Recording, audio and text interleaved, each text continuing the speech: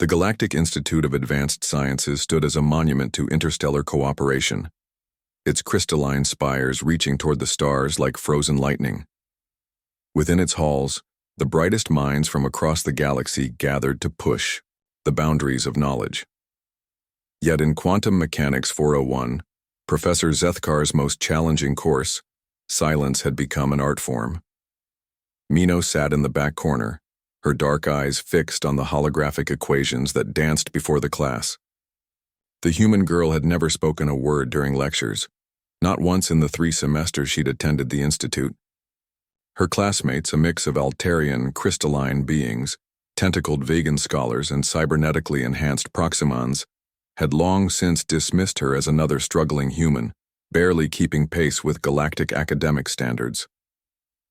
The Heisenberg Kalthara principle, Professor Zethkar's forearms gestured at the complex mathematical structures floating in the air, has confounded our greatest minds for over 2 centuries. The quantum tunneling effect in 11-dimensional space creates paradoxes that our current understanding simply cannot resolve. James, Mino's only human classmate, shifted uncomfortably in his seat 3 rows ahead. He'd tried befriending her countless times, but Mino always responded with polite nods and quiet smiles before retreating to her solitude. Even now he could see her scribbling notes in what looked like primitive paper notebooks, an oddity in a classroom where most students interfaced directly with neural implants. The applications are staggering, the professor continued, his chitinous features reflecting the hologram's blue glow. Instantaneous communication across galactic distances, unlimited clean energy, even theoretical time manipulation. But every approach leads to the same mathematical dead end, the convergence impossibility. Zaxxon, a crystalline Altarian whose brilliant facets caught and amplified light, raised one of his razor-sharp appendages. Professor, didn't the hegemony's best computational matrices fail to find a solution just last cycle? Indeed, Zethkar confirmed grimly. The Central Mathematical Authority declared it unsolvable using current paradigms. Some theorize we need to evolve beyond our present cognitive limitations. Mino's pencil had stopped moving. James noticed her stillness and turned slightly, catching sight of her expression. For the first time since he'd known her, she looked troubled. Not confused, but troubled, as if wrestling with something profound. The weeks passed, and the convergence impossibility became a recurring theme.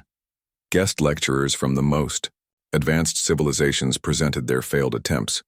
The quantum-minded Etherians had tried for 50 years. The hyperlogical mechanoids had dedicated entire thinking engines to the problem. Even the ancient observers, beings of pure consciousness who had witnessed the birth of galaxies, admitted defeat.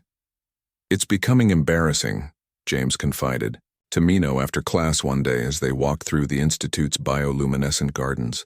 Humans are already considered the cute species, good at art and stories, terrible at real science. This just proves their point. Mino finally spoke, her voice soft but clear. What if they're all thinking about it wrong? James stopped walking, stunned. In 2 years, those were the first words he'd heard her speak to anyone. What do you mean? But Mino had already hurried away, clutching her notebook to her chest. The next morning brought chaos to Quantum Mechanics 401. Professor Zethkar entered the classroom to find complex equations covering every available surface, walls, ceiling, even floating in holographic space. But these weren't the familiar mathematical structures they'd been studying. This was something entirely new. "What is the meaning of this?" he demanded. Every head turned to Mino, who sat in her usual corner, hands folded calmly in her lap. Slowly, she stood. "The convergence impossibility isn't impossible," she said, her quiet voice somehow carrying to every corner of the room. "Everyone's been trying to solve it by thinking bigger, more dimensions, more variables, more computational power. But humans learned something important from our history." She walked to the front of the class, and James noticed her hands weren't shaking, despite the unprecedented attention. "Sometimes the most complex problems have simple solutions. We call it elegant simplicity." She touched one of the equations on the wall. The 11-dimensional space isn't the problem. It's the solution attempting to exist in multiple states simultaneously. But if you collapse the wave function not at the point of observation but at the point of intention, Professor Zethkar's 4 eyes widened as he followed her logic. You're suggesting consciousness itself is the missing variable? Not consciousness, Mino corrected gently. Will, determination, the uniquely human trait of refusing to accept that something can't be done. She smiled for the first time James had ever seen. We've been solving impossible problems for millennia. We flew before we understood aerodynamics. We split atoms before we understood quantum mechanics. We reached for the stars when everyone said space was too vast, too hostile, too empty. The equations began to shift, rearranging themselves as the room's AI processed her modifications. Where once there had been contradiction and paradox, harmony emerged. The mathematics flowed like music, each component building toward a crescendo of understanding. By the eternal matrices, whispered Zaxxon, his crystalline form resonating with harmonic frequencies. It's beautiful. Professor Zethkar's voice held a note of awe that James had never heard before. Miss Mino, these calculations suggest not just theoretical possibilities but practical applications. Energy generation, communication, transportation. You've just revolutionized our understanding of reality itself. Mino returned to her seat, seemingly unmoved by the stares of her classmates. I've been working on it since the first day you mentioned it. Humans might not be the smartest or strongest species in the galaxy, but we're very good at not giving up. As news of the breakthrough spread throughout the Institute, then across the galactic networks, James found himself walking beside Mino through the gardens once again. This time, she was the one to break the silence.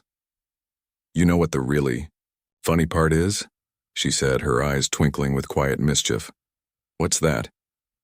I only figured it out because I was too stubborn to believe it was impossible. Sometimes being too human to know better is exactly what the galaxy needs. Above them, the stars seemed to shine a little brighter, as if the universe itself was nodding in approval.